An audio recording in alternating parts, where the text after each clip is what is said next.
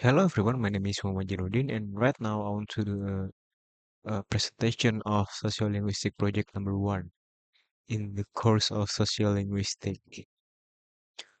Topic number 1, Diglossia. The case scenario is in a university seminar, a student presents using formal Indonesian. However, during the discussion session, the same student switches to a more informal variety when interacting with peers. Meanwhile, the lecturer consistently uses formal Indonesian throughout the session. That is the case scenario. And number 2, comprehensive sociolinguistic analysis. A. Explanation of the linguistic phenomenon. According to the pioneering work of Charles Ferguson, 1959, diglossia describes as a structural sociolinguistic situation where two distinct varieties of the same language coexist within a single speech community, with each variety assigned to sharp, mutually exclusive social domains. These varieties are classified as the high or H variety and the low or L variety. The H variety is highly standardized, structurally complex, learned through formal education and used in official, written, and institutional settings. The L variety is typically an unstandardized, acquired naturally as a first language at home and used for everyday casual conversations. As detailed by James Snedden, 2003, this regional dynamic is perfectly exemplified in Indonesia by the strict functional division between Bahasa Indonesia Baku or Standard Indonesian, serving as the H variety, and Bahasa Indonesia Gaul or colloquial regional variants acting as the L variety. B. Analysis of why the phenomenon occurs. This linguistic shift occurs due to the functional compartmentalization of social domains and the psychological pressure of institutional norms. Based on the expanded framework established by Joshua Fishman, 1967, speech communities maintain diglossia because utilizing the incorrect variety in a specific domain causes immediate social incongruity and breaches established societal expectations. The student. During the formal presentation, the student operates within the educational institutional domain, which mandates the use of the H variety. When transitioning to the discussion with peers, the domain shifts to an interpersonal peer dynamic, triggering a switch to the L variety to minimize social distance. And the lecturer maintains the H variety because their institutional role demands the continuous projection of academic authority and professional distance, regardless of the shifting structural segments of the seminar. C. The meaning conveyed in the interaction. The choice of language variety serves as an implicit social cue that conveys relational meaning. The students' use of the H variety signals difference to institutional hierarchy, structural competence, and respect for the academic nature of the seminar. The students shift to the variety signals horizontal solidarity, equality, and an invitation for open, non-threatening peer dialogue. The lecturer's consistent use of the H variety communicates vertical social distance, reinforcing their status as the institutional evaluator and primary source of expertise. D. The sociolinguistic function or role in context.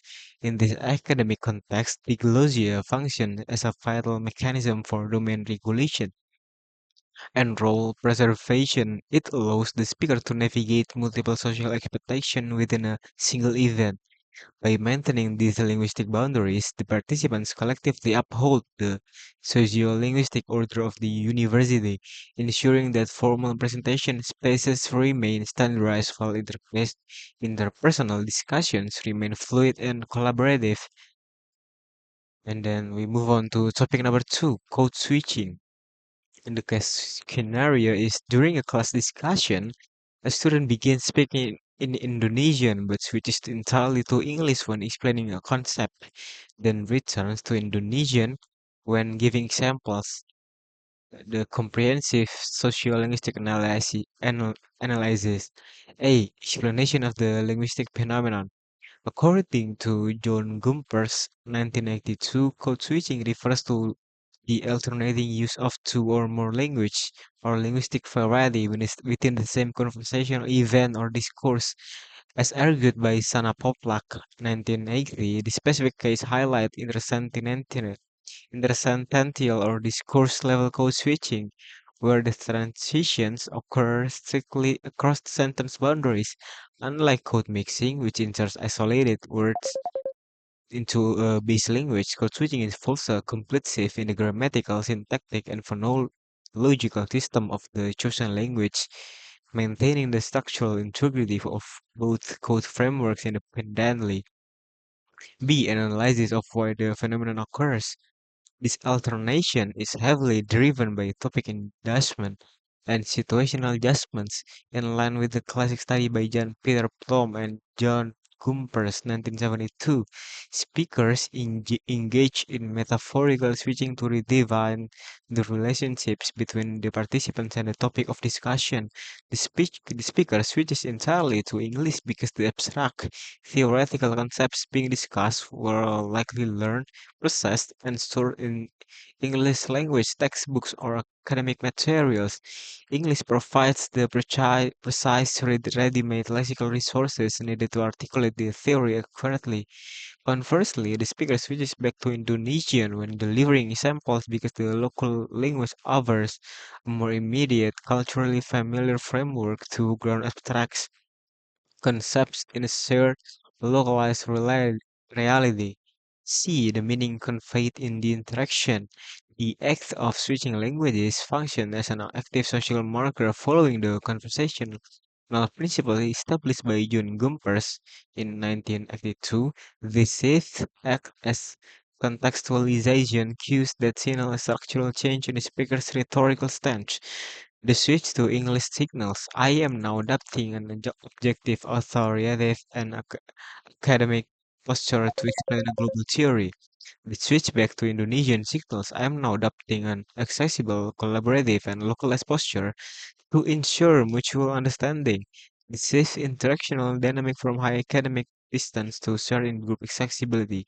The sociolinguistic function or role in context. The primary sociolinguistic function here are rhetorical structuring and cognitive scaffolding. Code switching serves as an effective tool to organize discourse into distinct conceptual units or separating theory from application.